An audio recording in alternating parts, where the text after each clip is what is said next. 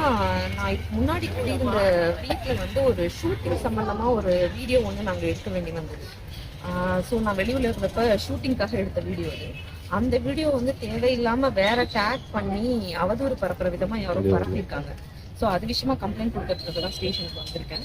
And அதை வந்து நாங்கள் இது அவதூறு பரப்பியிருக்காங்கன்னு சொன்னோடனே அதை புரிஞ்சுக்கிட்டு இமீடியட்டாக அந்த நியூஸ் சேனல்லேருந்து அதை ரிமூவ் பண்ணிட்டாங்க. பாலிமர் நியூஸ் சேனல் அவங்களுக்கு ஆக்சுவலாக ரொம்ப பெரிய நன்றி சொல்லணும். Thank you so much. அது விஷயமா அதை பரப்புறது யார் என்ன அப்படிங்கிறத பற்றி கம்ப்ளைண்ட் கொடுக்க வந்திருக்கேன். ஸோ போலீஸ் வந்து கம்ப்ளைண்ட் ரிசீவ் பண்ணியிருக்காங்க, ஆக்ஷன் எடுக்கணும் அப்படின்னு சொல்லியிருக்காங்க. இல்லை அந்த வீடியோவில் எந்த ஒரு கேமராவும் இல்லை, அந்த மாதிரி அந்த கமெண்ட்ஸ்லாம் பார்த்தீங்களா நீங்கள்? அதில் நிறைய இருக்குது அந்த வீடியோவில். கேமரா கிடையாது, ஷூட் மாதிரி தெரியல, அது ரியலா நடந்த மாதிரிலாம் புகார் வைக்கிறேன். ஷூட்னே சொல்றேன், ஷூட் சம்பந்தப்பட்ட வீடியோன்னு சொல்றேன். அது ஷூட் கிடையாது. ஷூட்டுக்காக ஒரு டெஸ்ட் வீடியோ எடுக்கிறதுக்காக நாங்க ட்ரை பண்ணோம். சோ அப்ப நான் வந்து மதுரையில இருந்தேன், அதனால என்ன அவரே ஷூட் பண்ணி அனுப்ப சொன்னேன். சோ அது ஒரு கிட்டத்தட்ட சொல்லணும், அப்ப எங்க 2 பேருக்கு நிச்சயம் இருந்தது. எங்களுக்கு கல்யாணம் ஆகாத அந்த டைம். அந்த வீட்டுல ஆக்சுவலா நான் தான் கூட்டியிருந்தேன். அது விக்ரமனோட வீடு கிடையாது, அது என்னோட வீடு. நான் ஊருக்கு போயிருந்ததுனால அவர் ரிலாக்ஸ் பண்றதுக்காக அங்க ஒரு 4 நாள் இருந்தேன். ஏன்னா நான் அது வீடு மட்டும் இருந்தது, அப்ப அவர் அங்க இருந்தாரு. அந்த டைம்ல நான் வந்து இந்த படத்துல இந்த மாதிரி, ஏன்னா நான் ஒரு ஃபிலிம் மேக்கர், நான் ஒரு டிரெக்டர்.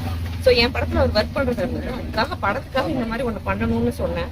அப்போ வந்து அவர் வந்து தயங்குவாரா அப்படிங்கிறதுக்காக அதை இப்போ நீங்க ஷூட் பண்ணி எனக்கு அனுப்புங்க, நீங்க இப்போ ஸ்க்ரீன்ல அப்படி நடிப்பீங்கன்னா இப்போ நீங்க பண்ண முடியுமா, பண்ணி காட்டுங்கன்னு சொன்னேன். ஸோ அதுக்காக அவர் வந்து பண்ண ட்ரை பண்ணாரு.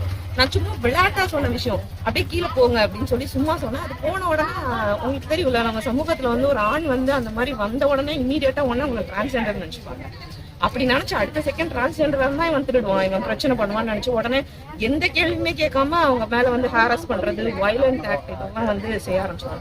அந்த மாதிரி ஆக்சுவலா செஞ்சாங்க. உண்மையை சொல்லணும்னா ஒரு விஷயத்த சரியா விசாரிக்காம இமீடியட்டா ஒருத்தரை வந்து பிடிச்சி ஹாரஸ் பண்ணி தாக்கியிருக்காங்க. ஆக்சுவலா அவங்க பண்ணதுதான் சமூக குற்றம். நம்ம கேள்வி கேட்கணும்னா அன்னைக்கு ஷூட் மாதிரி ஒரு வந்தாரு, அங்க வந்து எதிர்பாராதமா அந்த மாதிரி சம்பவம் நடந்தது. இப்ப நான் வந்து அவரோட மனைவி, அந்த படத்தோட டைரக்டர்.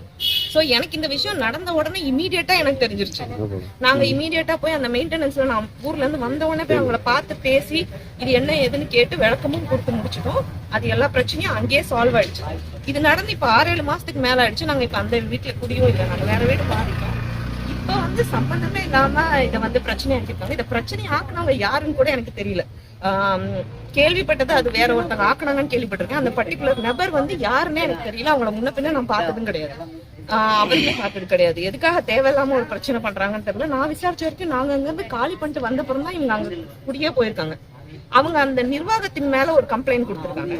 அந்த கம்ப்ளைண்ட் சம்பந்தமா அதை ஸ்ட்ராங் பண்றதுக்காக, அந்த நிர்வாகத்தின் மேல தப்பு இருக்குன்னு காட்டுறதுக்காக சம்பந்தமே இல்லாம இந்த வீடியோ வந்து அவங்க யூஸ் பண்ணியிருக்காங்க. இது தேவையில்லாம எங்களுக்கு இருக்க வேண்டிய அவசியமே இல்லை, அவங்க தேவையில்லாம இழுத்திருக்காங்க. அதனால தான் நாங்க வழக்கு தொடரும். காலி பண்ணீங்க அப்படியெல்லாம் கிடையாதுங்க. இவங்க சொல்ற கணக்குப்படி பார்த்தா அவங்க இஷ்யூ மேல ஆச்சுனாங்க. நாங்க வீட்டை காலி பண்ணது செப்டம்பர்ல. மேக்கும் செப்டம்பருக்கும் நடுவுல எத்தனை மாசம் இருக்கு? அந்த வீட்டுல வச்சுதான் எங்களுக்கு நிச்சயதார்த்தம் நடந்திருக்கு. அதுக்கப்புறம் அத்தனை நாள் நாங்க அந்த வீட்டுல இருந்திருக்கோம். அப்புறம் நாங்களே அந்த இஷ்யூ ஆக்கி அதை காலி பண்ணோம்.